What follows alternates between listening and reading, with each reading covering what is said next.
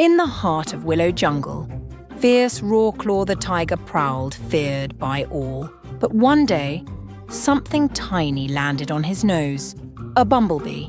"Shoo!" he growled, crossing his eyes to see it, but the bee didn't buzz away. "I'm Buzzlin," as it said, wings shimmering, "and you, sir, need my help." Rawclaw scoffed. "I'm the king of this jungle." But Buzzlin buzzed closer. "A storm's coming. A flood. And only I know the way to higher ground."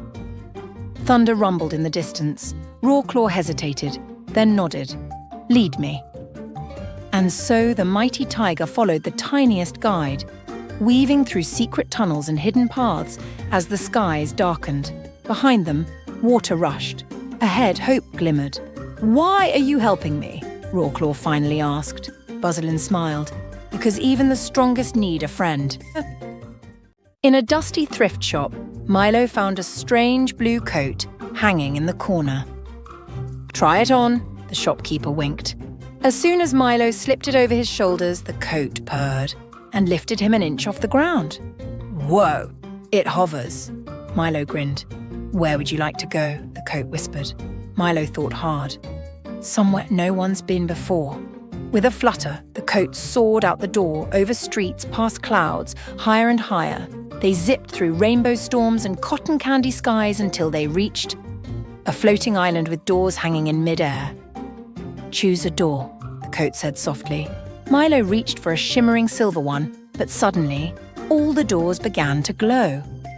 "Each leads to a different adventure," the coat whispered. "But you can only pick one tonight." Shelley the snail longed for speed. Every day she watched Skitter, the jetpack squirrel, zoom across the park. "Oh, to fly," she sighed. "Why so glum, slowpoke?" Skitter grinned, zipping by. "I wish I could go fast," Shelley said. "Hop on," he said, "but I'm a snail." "Perfect." Skitter strapped her on, and whoosh, they soared over trees and puddles. "Whee!" Shelley cheered. Suddenly jammed controls, spiralling down, Skitter panicked. Shelley stretched out, splat, and caught a lily pad, gliding them safely down. "Whoa," Skitter said. "You saved us." Shelley smiled. "Slow and steady's got moves too." High above the tallest mountains lived a shy little cloud named Puff. He watched big clouds make thunder and lightning. "I could never do that," he sighed. One day the sun whispered, "Puff, the garden below needs help. Can you try?" "Me? But I'm too small," Puff said. "Please," the sun smiled. Puff floated down and gave a tiny squeeze. Out came the softest drizzle. Flowers perked up. Trees sighed in relief. "More, Puff," said the sun, and Puff gave just enough to bring the garden back to life. Back home, the big clouds cheered. "Look who made rain today!" And Puff finally felt big enough. In a dusty attic, Dostella found a pair of old sneakers glowing faintly under moonlight. She slipped them on, and they hummed. Suddenly, she floated an inch above the floor. "Cool," she laughed, twirling, but then the sneakers sprinted out the window. "Hey, who's driving these?" she shrieked as they dashed across the rooftops, over fences, into the sleeping city. The sneakers stopped before an old shoe store. Inside, shelves shimmered with glowing shoes. "You're the chosen walker," whispered a voice. A tiny cobbler stepped out, smiling. "These sneakers only fit those meant to walk between worlds." Dostella's eyes widened. "Worlds?" The cobbler nodded. "Tonight, we need you." And as the sneakers laced themselves tighter, Dostella stepped forward, ready for an adventure she never imagined. Zeke never liked his backyard. "It's boring," he sighed. But one morning, he spotted a strange vine curling up the fence. It shimmered like soap bubbles. "Weird?" He poked it. And pop! A giant bubble grew from the vine and swallowed him whole. "Whoa!" Zeke floated up, the bubble carrying him over rooftops. "Okay, this is not boring anymore," he laughed. Higher and higher they rose until a forest of bubbles appeared in the clouds, each filled with tiny creatures waving at him. "Welcome, Zeke," a voice boomed. The bubble vine chose you to save us." "Save you?" Zeke blinked. But before he could ask more, the bubble began to wobble. "Hold on," the voice cried. "The bubble storm is coming."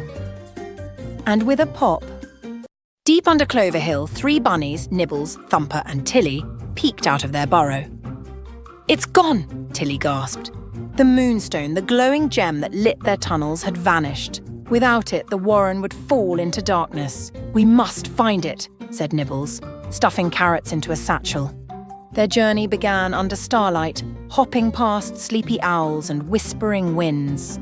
Suddenly, paw prints, big ones, led into the foggy woods. "Something took it," Thumper gulped.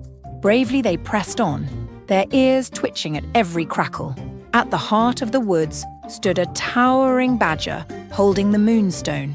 "I borrowed it for my sick cub," he rumbled. The bunnies huddled. "Maybe we can share it," Tilly offered. And as the moonstone's glow lit both burrows that night, the 3 brave bunnies learned that sometimes courage meant kindness too. In a quiet workshop, Rusty the robot stared at a blank wall. "I wish I could paint," he sighed, "but my hands are too clunky." Suddenly, a tiny bee with a paintbrush for a tail buzzed in. "Need help?" she asked.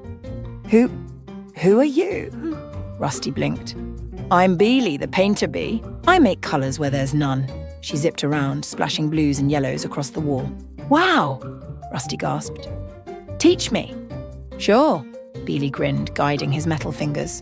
Slowly, Rusty dipped into paint and made his first stroke, then another and another. Together, they painted swirling galaxies, dancing stars, and shining suns. "It's beautiful," Rusty whispered. Beely smiled. "Sometimes it just takes a friend to show you how bright you can be." Every morning, Lila tended her tiny garden on the castle wall. Roses, tulips, daisies, all bloomed under her care. But one misty dawn, a shadow loomed overhead. A dragon! "Please don't eat my flowers," Lila begged, but the dragon sighed. "I don't want flowers, I need help." He opened a claw, revealing a wilted golden seed. "I've tried planting it everywhere, but it won't grow." Lila smiled gently. "Let's try together." They dug a small patch in her garden, watered it, and waited. Days passed. Then, sprout. A golden vine shot up, wrapping around the castle. "It needed kindness," Lila said softly. The dragon beamed. "And now I'll guard your garden, always." From then on, the dragon's wings shaded the flowers, and every visitor left with a golden bloom.